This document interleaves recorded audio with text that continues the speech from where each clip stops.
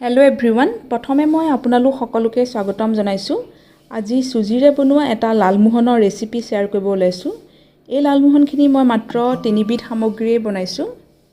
ঘৰতে থকা একেবাৰে সাধাৰণ সামগ্ৰীৰে এনেকৈ বনাই খাব পাৰি। টেষ্টটো একেবাৰে হোটেলৰ দৰেই হয় আৰু লালমোহনখিনি খুব ছফ্ট আৰু জুচি হৈছে।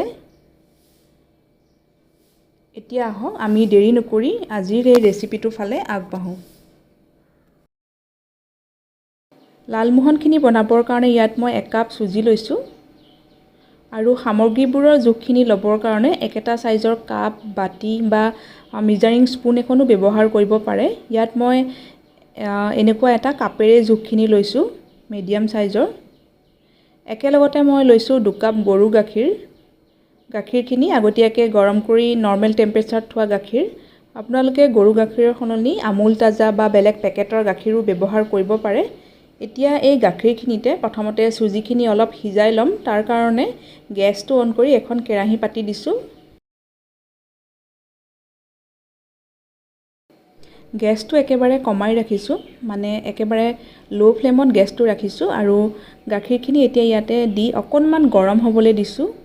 ইয়াত মই 1 কাপ চুজি ব্যৱহাৰ কৰিছোঁ কাৰণে গাখীৰো 2 কাপ লৈছোঁ। আপোনালোকে সেই অনুপাতে জোখটো মিলাই ল'ব। যদি আধা কাপ চুজি লয় তেতিয়া 1 কাপমান গাখীৰ ল'ব। এতিয়া ইয়াতে মই এচামুচ ঘিউ লগতে এড কৰি দিছোঁ।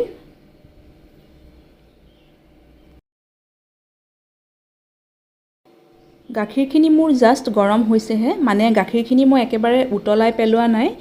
এইটো অৱস্থাতে ইয়াত এতিয়া মই অলপ অলপকৈ চুজিখিনি দি মিক্স কৰি লৈছোঁ আৰু এই গোটেই প্ৰচেছটোত গেছটো একেবাৰে কমাই ৰাখিব।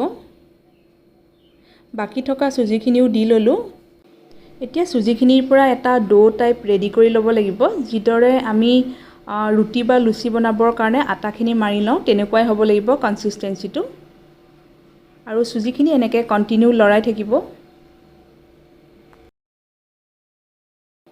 চুজিৰ এই মিশ্ৰণটোত অলপো যাতে গোটা নাথাকে সেইটো ভালদৰে মন কৰিব। গতিকে খুব ভালকৈ এনেকৈ মিক্স কৰি যাব আৰু এইখিনি বেছি সময় নালাগে, প্ৰায় 2-3 মিনিটমান সময়তে হৈ যায়, যিহেতু চুজিয়ে গাখীৰখিনি খুব সোনকালে এবজৰ্ব কৰি পেলায়।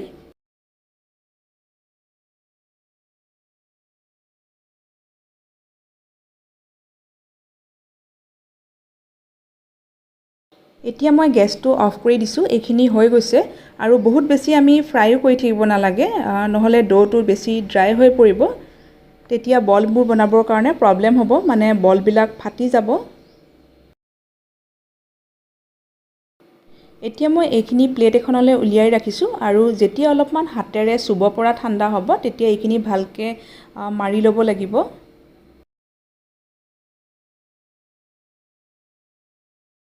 এতিয়া চুগাৰ চিৰাপখিনি বনাবৰ কাৰণে এটা ডাঙৰ চচপেন পাতি লৈছোঁ আৰু ইয়াতে মই 2 কাপ চেনি লৈছোঁ। যিটো কাপেৰে চুজি আৰু গাখীৰ জুখিছিলোঁ সেই একেটা জোখৰ কাপেই ব্যৱহাৰ কৰিছোঁ। লগতে লৈছোঁ মই 2.5 কাপ পানী। 2 কাপ চেনিৰ কাৰণে 2.5 কাপ পানী লৈছোঁ আৰু ইয়াত জোখটো হৈছে 1 কাপ চুজিৰ কাৰণে 2 কাপ চেনি। এতিয়া গেছটো অন কৰি দিছোঁ আৰু গেছৰ ফ্লেমটো বঢ়াই প্ৰথমতে চেনিখিনি ভালদৰে গলিবলৈ দিছোঁ। লগতে মই 2টা ইলাচি খুন্দি এড কৰি দিছোঁ আৰু চেনিখিনিও ভালকৈ গলিছে। এতিয়া গেছটো একেবাৰে কমাই ৰাখিছোঁ, মানে গেছৰ ফ্লেমটো ল' কৰি দিছোঁ। এইখিনি আৰু অলপ সময়ৰ কাৰণে পগাই ল'ম। লালমোহনৰ কাৰণে চুগাৰ চিৰাপটো আমি বহুত বেছি ডাঠ কৰিব নালাগে। এইখিনি অলপ মৌজোল বা ৰিফাইন তেলৰ দৰে আঠা আঠা নিচিনা হ'লেই ধৰিব পাৰি। এনেকৈ চেক কৰি চাব পাৰে। এইখিনি মই 5-6 মিনিটমান সময় উতলাই ল'লোঁ। এইখিনি হৈয়ে গৈছে আৰু বহুত বেছি মই এইখিনি উতলাইও নাথাকোঁ, নহ'লে পিছত ডাঠ হৈ পৰিব চুগাৰ চিৰাপখিনি, আৰু চুগাৰ চিৰাপখিনি যদি ডাঠ হৈ পৰে তেতিয়া লালমোহনৰ ভিতৰলৈকে ৰসখিনি নোসোমাব। গতিকে গেছটো অফ কৰি দিছোঁ আৰু এইখিনি ঢাকি ৰাখিছোঁ। আৰু এয়া চুজিৰ এই ডোখিনিও হাতেৰে চুব পৰা ঠাণ্ডা হৈ গৈছে। এইখিনি বহুত বেছি ঠাণ্ডাও কৰি নেপেলাব, নহ'লে পিছত মাৰি ল'বৰ কাৰণে অসুবিধা হ'ব। এতিয়া অলপমান হাতত ঘিউ সানি লৈছোঁ।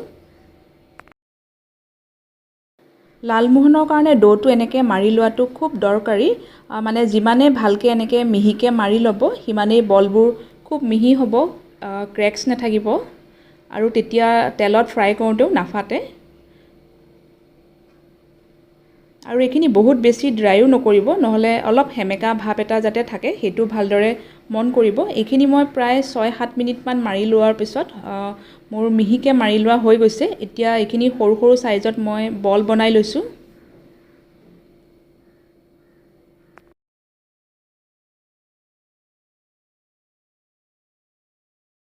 হাতখনত অকণমান ঘিউ বা ৰিফাইন তেল সানি ল'ব, তেতিয়া বলবোৰ মিহি হ'ব। এতিয়া হাতৰ তলুৱাত অকণমান মই প্ৰেছাৰ দি বলখিনি বনাই লৈছোঁ। তেতিয়া খুব মিহি হয় আৰু ওপৰৰ ছাৰফেচটো খুব ভালদৰে মন কৰিব, বলবোৰৰ ওপৰৰ ছাৰফেচটোত যাতে ফাট বা ক্ৰেক নাথাকে। এনেকৈ এটা বনাই চাই ল'ব। যদি ফাট বা ক্ৰেকছ দেখে তেতিয়া ডোটো আকৌ ভালকৈ আৰু অকণমান সময়ৰ কাৰণে মাৰি ল'ব। এইটো মোৰ বনোৱা হৈ গৈছে। ইয়াত ঠিক একেদৰে মই বাকী বলখিনিও বনাই ল'ম আৰু প্ৰত্যেকটো বল বনোৱাৰ পিছত মই প্লেট এখনত এনেকৈ থৈ গৈছোঁ আৰু কাপোৰ এখনে ঢাকি লৈছোঁ। তেতিয়া বলবিলাক ড্ৰাই হৈ নাযায়, নহ'লে বলবিলাক যদি বেছি ড্ৰাই হৈ যায় বনোৱাৰ পিছত তেতিয়াও তেলত দিওঁতে ফাটি যায়।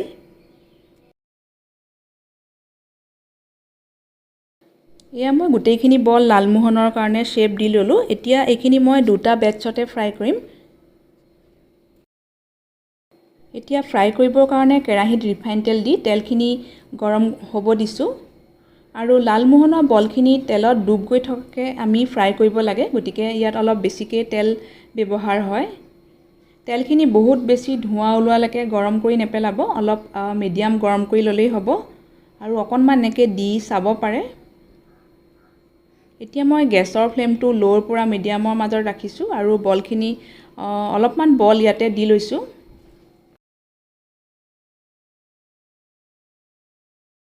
বলখিনি ফ্ৰাই কৰিবৰ কাৰণে গেছৰ ফ্লেমটো ল'ৰ পৰা মিডিয়ামৰ মাজত ৰাখিব, মানে একেবাৰে ল'ও নকৰিব আৰু একেবাৰে মিডিয়ামো কৰি নেপেলাব। ল'ৰ পৰা মিডিয়ামৰ মাজত ৰাখিয়ে ফ্ৰাই কৰিব, তেতিয়াহে ভিতৰলৈকে ভালদৰে সিজিব।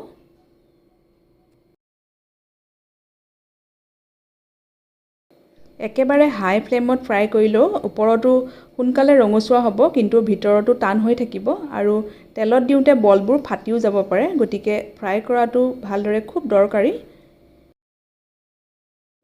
আৰু বলবোৰ তেলত দিয়াৰ লগে লগেই লৰাই নিদিব। এইখিনি মই প্ৰায় 1 মিনিটমানৰ পাছত খুব লাহেকৈ লুটিয়াই দিছোঁ